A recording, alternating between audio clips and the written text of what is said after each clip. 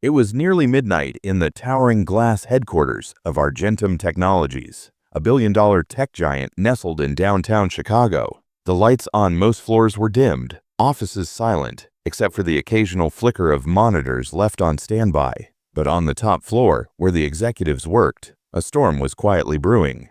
CEO Bradley Daniels stood in his corner office, pacing back and forth in front of a sleek mahogany desk. His expensive Italian suit clung to him uncomfortably, damp with sweat. In the center of the desk sat a high-end laptop, screen frozen, a dull blue light blinking like a dying star. "No, no, no," he muttered, tapping furiously at the keyboard.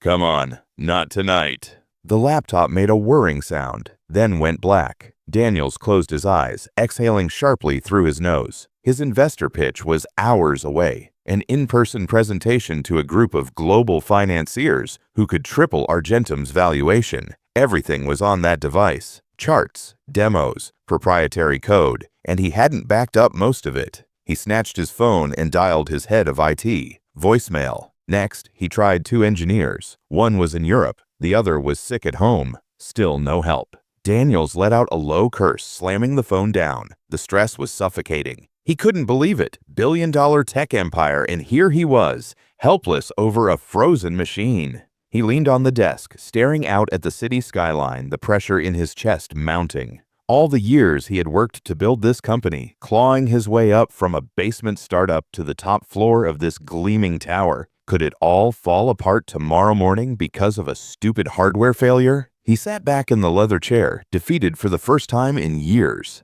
The silence in the office grew heavier with each passing second. Outside, the cleaning crew was starting their rounds. One of them, a quiet man in a blue uniform with a maintenance cart, moved through the hall with practiced efficiency. His name tag read, Musa A. Khan. Musa was in his mid-50s, quiet, deliberate, and largely invisible to most of the corporate world around him. Every night, he vacuumed, dusted, and emptied bins without complaint. Most employees barely noticed him, but he noticed everything. He had served 22 years in the U.S. Air Force as a systems technician. His hands had repaired encrypted satellite links in the Afghan desert, rerouted battlefield communications mid-firefight, and kept complex tech running under unimaginable stress. Now those same hands wiped down touchscreens and cleaned office windows. As Musa pushed his cart past the executive suite, he noticed something unusual. The CEO's office door was slightly ajar, and inside, the light still blazed. That wasn't uncommon. Daniels was known to work late. But tonight, the man looked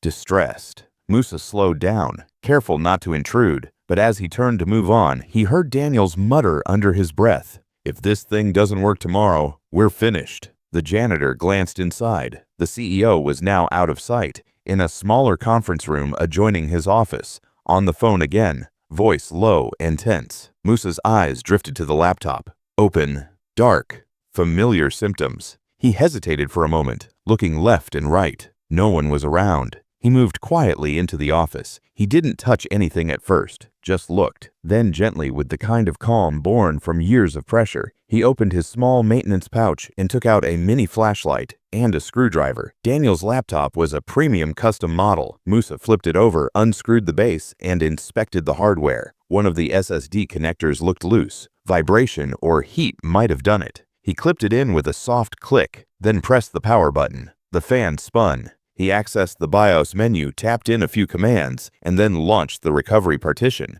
The system's last auto backup had triggered 36 hours ago. Not perfect, but enough. As the OS booted and the desktop flickered back to life, Musa nodded to himself. He checked everything once more, closed the device carefully, wiped away a fingerprint he'd left, and set it neatly back on the desk, exactly where it had been. No note, no credit taken. Without a sound, he backed out of the room, pulling his cart along. Inside the conference room, Daniels still hadn't noticed. He was too busy venting on the phone, thinking tomorrow's disaster was already written in stone. Little did he know, someone had just quietly rewritten it for him. The sun hadn't even crested the Chicago skyline when Bradley Daniels stepped off the elevator into the executive suite the next morning. He wore the same wrinkled suit from the night before, tie loosened and eyes bloodshot. He hadn't slept. His mind had spent the entire night spiraling, reviewing every disaster scenario imaginable. His assistant, Rachel, followed behind him, coffee in one hand and tablet in the other.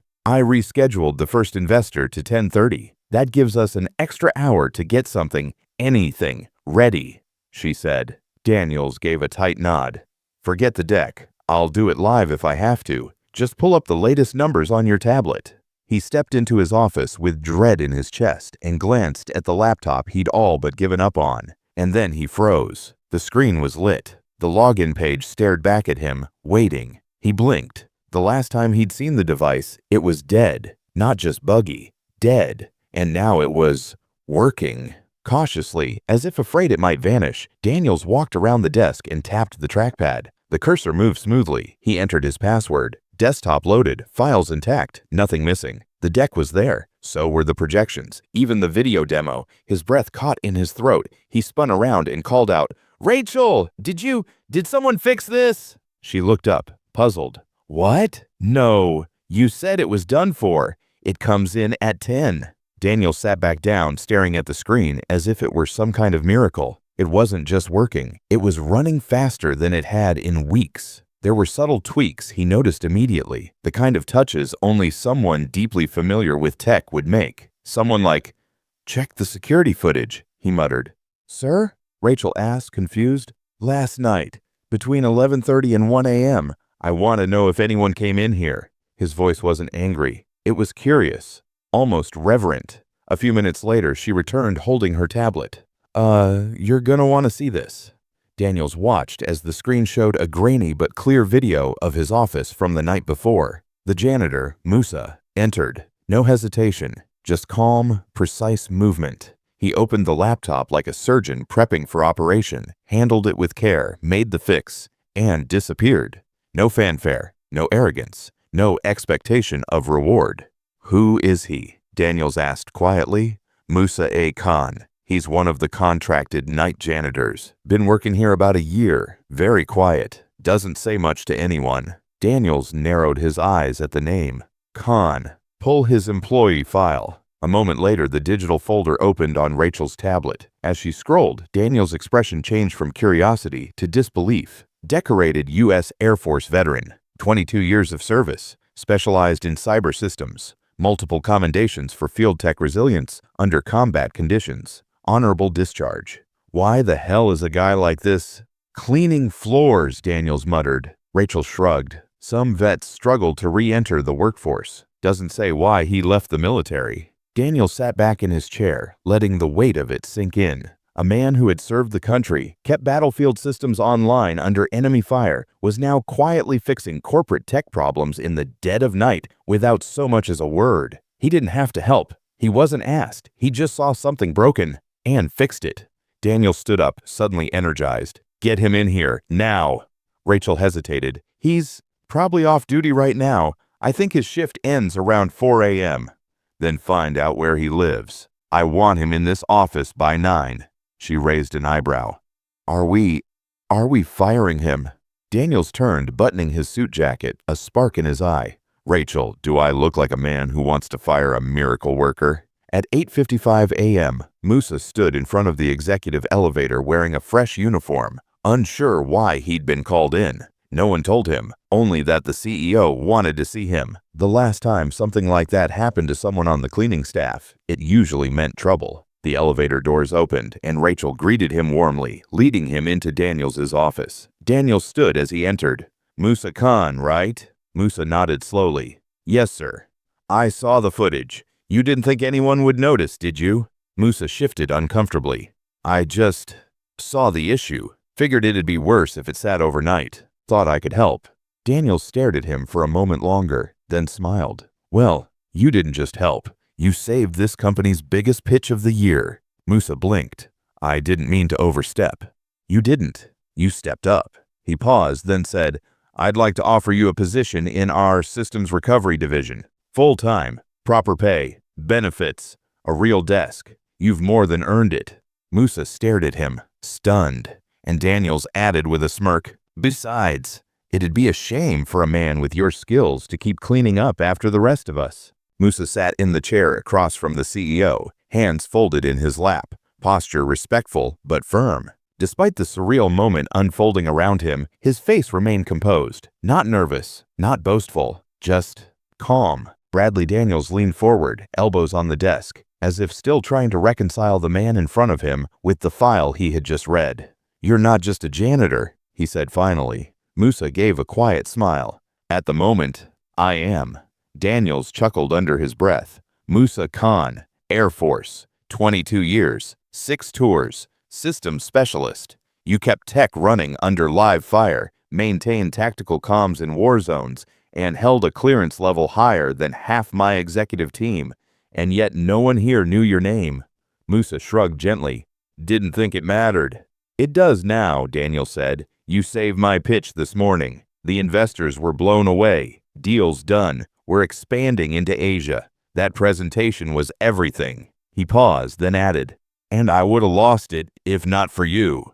Musa nodded once. "Glad it helped." Daniel stood and walked toward the window, arms crossed, staring out at the glass and steel skyline below. "You know what's crazy?" he said. "This company runs on code, PowerPoints, projections, but today it ran on character. Yours."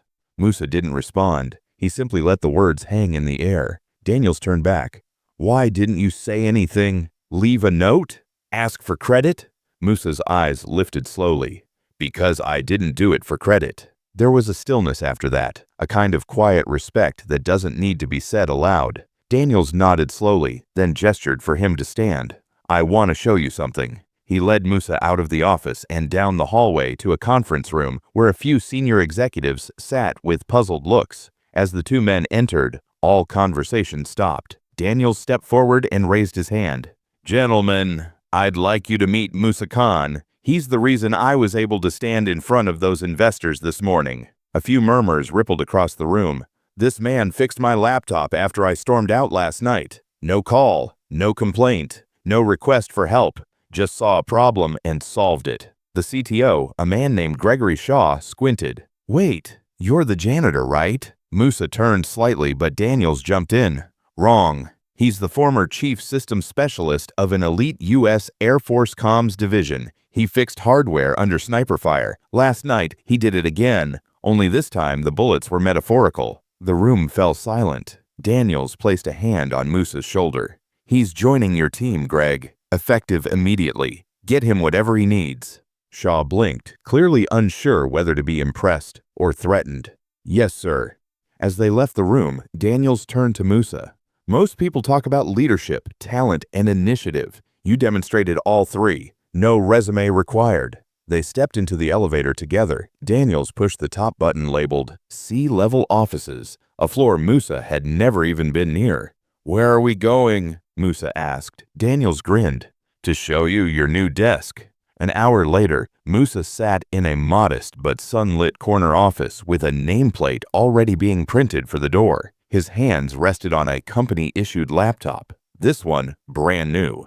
The walls were glass, the chair was ergonomic, and the inbox already had welcome emails from various department heads. Outside his window, the janitorial cart he'd once pushed past this floor every night was now just a distant image in his memory. His phone buzzed. A message from Rachel. "Let me know what size company polo you wear. HR wants you in the orientation group tomorrow. And congrats. You deserve it." Musa stared at the message for a moment before typing back. "Large. And thank you. Just glad I could help." He set the phone down, leaned back, and took a deep breath. For years, he had blended into the background, served his country, came home, took a job he was overqualified for just to make ends meet, never complained, never asked for more. And now, because he'd quietly done the right thing when no one was watching, the world had finally turned to look. It wasn't about reward, it wasn't about recognition. It was about a moment, one that revealed the truth. You never know who's walking your halls. You never know what someone's capable of until the day you need them most. And that night, while the city slept, a quiet janitor with steady hands and a soldier's heart had saved a giant.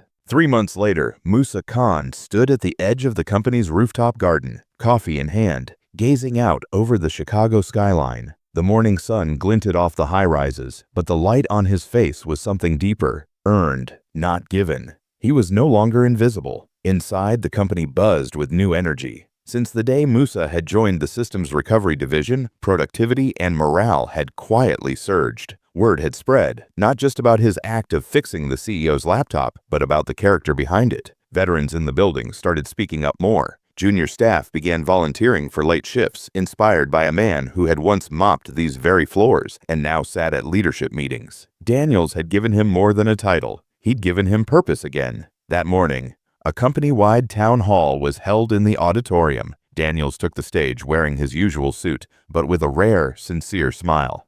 "I built Argentum with code and grit," he said to the packed audience. "But the most valuable asset I ever encountered didn't come from a recruiter or a Harvard resume. He came with a mop and a mission." He gestured toward the side of the stage. "Musa Khan, come on up." The audience erupted in applause as Musa made his way forward, humbled but steady. "This man reminded us all of something vital," Daniels continued, "that leadership isn't always about position. Sometimes it's about doing the right thing, especially when no one's watching." Daniels turned to him and held out a sleek folder embossed with the Argentum logo. "I'm proud to offer you a new title today, Musa. Vice President of Infrastructure Integrity, full executive benefits, equity stake, and access to build your own veteran reintegration tech program under Argentum's banner." The room stood in a standing ovation. Musa blinked slowly, overwhelmed for the first time in years. He took the folder with both hands, paused, then leaned into the mic. "I didn't fix that laptop for a reward," he said, voice steady but emotional. "I did it because I know what failure can cost, and because doing the right thing shouldn't depend on what you're wearing or where your name sits in an org chart." He looked around the room. "Sometimes the person cleaning your office at night can protect your empire by morning. Don't overlook them." That night, after the ceremony, Daniels approached him in the hallway. "There's one more thing," he said with a smile. "Follow me." He led Musa to the executive parking garage, where a sleek black Cadillac Escalade sat waiting. Musa frowned. "What's this?" Daniels tossed him the keys. "Company car comes with the new role, but that's not all." He handed Musa a small envelope. Inside was a check, large enough to pay off Musa's mortgage, fund his son's college, and still have plenty left over. Musa stared at it. "I don't know what to say." "Then don't," Daniel said. "Just keep showing the rest of us how it's done, from janitor to executive, from overlooked to honored. All because when no one else stepped up, a quiet veteran did."